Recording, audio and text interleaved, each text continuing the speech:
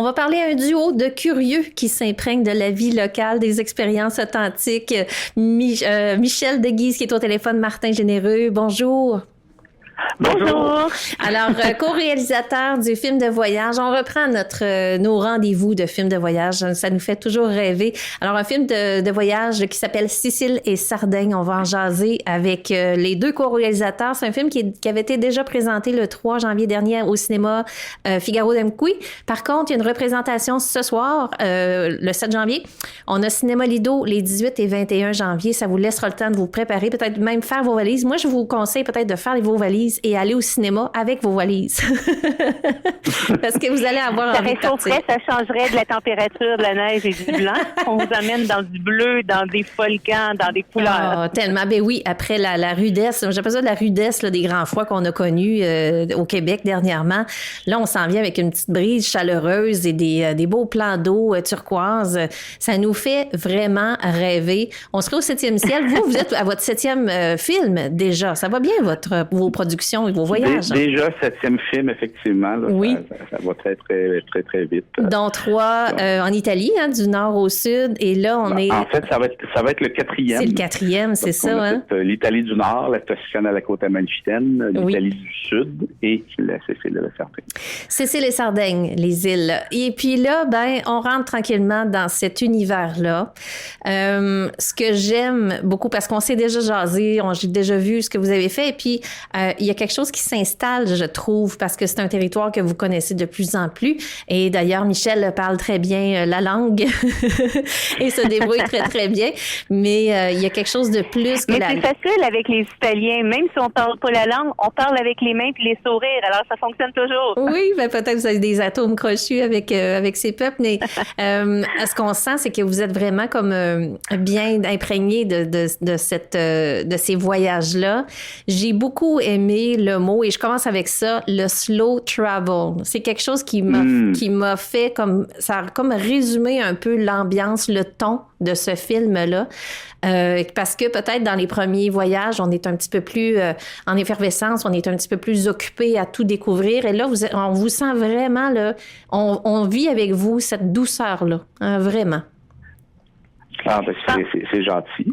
Oui. Je pense que les îles apportent ça également, une envie de se déposer, d'observer la mer, d'observer la nature, de goûter, mais de vraiment savourer et non pas juste de courir d'un espace à l'autre. Oui. Mm-hmm. Et puis dans la façon, j'aime beaucoup aussi la façon que vous faites pour donner des petits trucs de voyageurs, là. On parle de s'arrêter un peu plus longtemps. Hein? Au lieu de faire là, dans le premier arrêt, le premier, là, je sais pas, je vais dire comme il faut, le Procida. Procida, l'île de Procida. Alors, on découvre des villages, on découvre ce village de pêcheurs où on découvre aussi qu'une famille sur 10 vient de la pêche, vive de la pêche. C'est quand même un aspect culturel important, là. On découvre quelque chose quand on... C'est particulier parce que pratiquement pas de voitures. Quelques locaux en ont, mais vraiment très peu parce que les routes sont étroites, alors que le mode de vie et que les habitants vont chercher leurs poissons le matin au port parce que les bateaux quittent le soir. Ils vont pêcher durant la nuit, ils reviennent au matin. Alors, avec leurs filets. C'est vraiment quelque chose qui est pas que pour les touristes, là. C'est vraiment les locaux, c'est leur façon de vivre. Mm-hmm. Et nous, on avait effectivement choisi d'aller dans un hébergement qui nous permettait d'être au centre de tout ça. Donc, oui, c'était vraiment intéressant de vivre un peu le mode de vie à la Dolce Vita. Oui, c'est ça. Et de s'attarder un peu plus longtemps que de faire juste un point d'arrêt pour une journée. Vous avez décidé de prendre vraiment plus le temps pour vous bien commencer ça en voyage, en slow travel. Je sais pas comment ça se dit en français, là. J'aime bien le terme. Le slow travel, c'est vraiment c'est de prendre son temps, prendre le temps de plus apprécier le voyage. Et dans cette façon-là aussi de voyager, ce qui est agréable aussi, c'est de découvrir des hébergements. Il me semble que vous avez toujours le don de trouver quelque chose de vraiment... Parlez-moi des nombreux hébergements, là. Je dis pas insolite, mais tout de même assez particulier, là. Ben, on fait beaucoup de recherches en amont pour essayer de trouver des hébergements qui sont typiques, au moins en avoir un ou deux là qui sortent de l'ordinaire, parce que on trouve que les hébergements, ça fait partie de l'expérience du voyage. Ouais. Souvent, on fait affaire aussi avec Airbnb parce que les hôtes et les hôtesses Airbnb sont aussi des experts. Hein? Ce sont des locaux qui connaissent leur ville. c'est des amoureux de leur ville. Et puis, souvent, ils nous conseillent de petits bijoux qui sont pas accessibles dans les guides touristiques ou sur Internet. Donc, ça nous permet de faire des belles découvertes. Oui. Et finalement, des fois, il y a des liens d'amitié qui se tissent tranquillement parce que des fois, on s'écrit avant d'arriver. Et rentre sur place, des fois, on va partager un repas. Donc, c'est toutes ces rencontres-là qui font en sorte que le voyage est différent parce que pour nous, ce qui, à la base, est très, très primordial, très important, c'est les rencontres qu'on fait avec le peuple, avec les gens. Et puis, une chose en emmenant une autre, effectivement, c'est comme ça qu'on fait des belles découvertes en dehors des sentiers battus. Parce qu'on le sait, hein, l'Italie, c'est hyper connu. Mais on fait toujours le pari de surprendre les gens. Et qu'on parlait tantôt de Procida, la majorité des gens vont aller à Capri ou à Anacapri. Très peu de gens vont aller à Procida, qui est pas très loin, qui est quand même dans le golfe de Naples. Alors, c'est une belle surprise aussi où est-ce que les gens sont plus heureux de nous recevoir parce qu'ils sont pas envahis par le tourisme de masse. Oui. C'est vraiment toujours un privilège à ce moment-là quand on arrive. Et on arrive à avoir des belles discussions, des bons repas autour de prosciutto lemon ou plein de choses. Là. Oui. D'ailleurs, oui. c'est ce qui nous est arrivé en Sicile quand on était à Castelmolla. C'est notre hôtesse Airbnb qui nous avait référé à Pierre de Cat pour la petite entrevue avec le vin d'amande. Donc, c'est vraiment par hasard. Là, alors, votre passeport, c'est vraiment le passeport de l'amitié. Hein? On crée des liens assez forts. Ouais. On est près de la communauté. On le sent aussi dans ce film-là, comme les autres aussi. On est vraiment en contact avec les locaux. On est en voiture dans les rues étroites. On se demande si ça va passer. On vous le souhaite tellement. Des fois, on se le demande parce que le GPS sonne pour nous indiquer qu'on est trop sur le bord d'une frontière. Ben oui, tellement. Et dans ces hébergements-là, il y en a plusieurs avec des jardins. Il y a même un hébergement avec des roches à l'intérieur. En tout cas, vous allez vous découvrir ça. C'est vraiment particulier. Je trouvais ça le fun, Michel, là, de te voir comme tu faisais le lien comme une petite fille là, qui était comme amusée par ces roches-là qui sont à l'intérieur de l'hébergement. C'est un peu étrange parce que ça, dans le fond, c'est en Sardaigne. Et puis, au moment où on a été aussi, la Sardaigne est le lieu où est-ce qu'ils ont tourné, les studios Disney ont tourné La Petite Sirène. Alors, je me sentais vraiment comme une petite fille dans un petit conte de fées. C'est ça que j'ai vu dans tes yeux. C'est ça. Oui. Et la Dolce Vita, le slow travel aussi, ça va très bien avec les chats. Je trouvais que quand même ce lien-là, la présence des chats est importante. Expliquez-nous pourquoi. Il y en a partout. Il y a la proportion de chats par rapport à la population en général. On en retrouve partout, autant dans les villes où on les attend pas, disons sur les planchers de marbre, dans les villes baroques, devant les cathédrales, que dans les petits villages. Puis, ce qui est particulier, comme à Erice, en Sicile, par exemple, il y a un parc qui est dédié, qui est une zone réservée pour les chats. Alors, ils sont protégés, ils sont nourris, et puis ils vivent en toute liberté. Mais personne ne peut s'attaquer aux chats de la Sicile dans ce coin-là. C'est vraiment une zone protégée.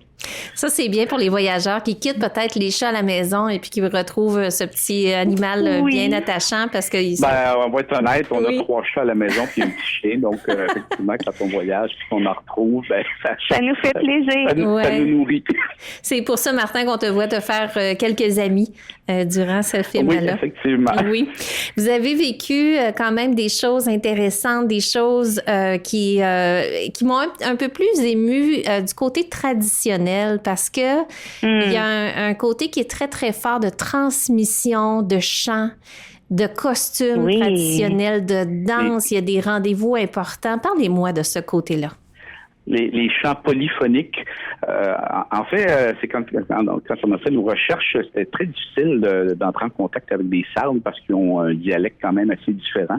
La langue est différente. Hein. Ils parlent pas l'italien, ils parlent sarde. Ils parlent italien, en fait, ils comprennent, mais ils ont une identité vraiment unique et ils veulent se définir comme sardes et non pas comme italiens. OK. Mm-hmm. Et on avait trouvé une Québécoise ici qui avait fait des recherches et c'était sur les zones bleues, les fameuses zones bleues, on pourra en reparler tantôt. Et c'est elle qui nous a mis en contact avec Fabrizio, qui lui est un sarde sur place et qui nous a fait visiter et nous a fait rencontrer justement cette fameuse célébration de chants polyphoniques où on a assisté qu'il n'y avait que des locaux. Et les gens, quand on leur disait qu'on est du Canada, ils n'en revenaient pas à quel point on venait de loin, puis ils se demandaient comment ça se fait qu'on était là. Mais c'était un privilège là, de citer à ça. Oui, c'est comme ça qu'on... Mais il faut s'imaginer qu'on est en plein cœur de Nuraghi. C'est structure qui date de plusieurs milliers d'années avant Jésus-Christ. Et là, le ciel est étoilé. Il y a des chants qu'on entend dans la noirceur, juste quelques lumières. Et là, les gens arrivent avec leurs costumes traditionnels. Ils chantent, ils dansent. C'est très coloré aussi, le costume des sardes. Hein? C'est vraiment très beau à ce niveau-là. Chaque région a une particularité au niveau du tissage, au niveau des broderies, au niveau des bijoux qui sont également ciselés. Donc, à ce niveau-là, c'est vraiment le fun. Mais notre gros coup de cœur, c'est d'avoir eu la chance de rencontrer des centenaires parce que la zone bleue, ce qu'on appelle une zone bleue, il y en a 5 dans le monde. Okinawa au Japon, il y en a à Cosa Linda en Californie. Il y en a en Grèce, et Canada. Il y en a aussi au Costa Rica. Mais la première qui a été identifiée, c'est vraiment au centre de la Sardaigne. Et pourquoi on appelle ça une zone bleue? C'est parce que les chercheurs ont décidé de faire une étude pour savoir comment on retrouve plus de centenaires dans un village plutôt qu'un autre. Et ils ont délimité les zones avec un crayon à l'encre bleue. Alors, on les appelle les zones bleues sur une map. Ouais. Mais dans le fond, ce qui arrive, c'est que là, les gens, on reconnaît que par rapport à un autre village en Italie ou ailleurs, tout près dans le fond, ils ont une plus grande longévité de par leur alimentation, de par le fait qu'ils font beaucoup d'exercices, parce que souvent les villages sont à flanc de colline, de par le fait aussi que la communauté est très présente, leur famille est avec eux. Quand on est arrivé pour faire une entrevue avec nos centenaires, ben toute la famille était réunie derrière la caméra, puis ça rigolait, entre autres, trouvait ça très drôle que des petits Québécois s'en viennent filmer leur arrière-grand-mère. Là. C'était loufoque. Ou comme le petit couple Antonio et Antonietta, qui sont mariés depuis plus de 60 ans, lui était berger, il partait pendant des mois et des mois avec les moutons, puis il nous disait que la raison pourquoi ça fonctionnait si bien, c'est qu'il était jamais là. Fait qu'il se voyait pas tant que ça. Mais c'est ça, le fait de pouvoir avoir ces conversations-là qui nourrissent le cœur, là, puis on sort de là vraiment avec l'impression d'avoir fait des belles rencontres, là, authentiques. Les gens se livrent beaucoup plus parce qu'on est juste deux, on n'est pas une grosse équipe de tournage, donc c'est pas intimidant. Puis Martin, quand il filme, puis moi, je fais des entrevues, mais ils oublient complètement, à un moment donné, la caméra, puis ils commencent à parler de leur enfance et tout. Fait que c'est ça qu'on a voulu partager avec les gens parce que c'est ça le partage pour nous, le voyage. Et c'est ça que vous transmettez aussi comme bien-être autour de vous. On sent vraiment, justement, tantôt on nommait les amitiés, mais là, dans ce cas-là, plus précisément, où on rencontre des centenaires, où on est là, on devient on fait un peu partie de la famille pour quelques instants comme ça. Les gens reçoivent votre visite comme un cadeau. C'est ça vous le prenez comme un cadeau, mais eux aussi prennent ça comme un cadeau. C'est beau à voir. C'est ce qu'ils nous disent. Parce que c'est vraiment au niveau des émotions. Des fois, on se prend dans les bras après, puis on sent qu'on a vraiment tissé des liens qui sont importants, là, qui sont sincères. Là. Oui. Alors, c'est un film de voyage, mais c'est un film aussi qui peut nous amener peut-être à vivre plus longtemps. On l'espère. On s'inspire de leurs bonnes habitudes de vie. Hein. Oui. On commence d'habitude le 1er janvier avec plein de bonnes habitudes. Ben, on peut s'en inspirer pour justement pas juste vivre longtemps, mais vivre en santé. C'est des gens qui sont très allumés, ils ont toute leur tête au niveau physique aussi. Donc, c'est pas tant juste la longévité, mais la qualité de vie jusqu'à la fin. Ça, c'est inspirant. On n'a pas tant de temps que ça. Le temps passe très, très vite. On va faire donc le tour de villages historiques, de villages aussi médiéval. Il y a un village au mur qui parle.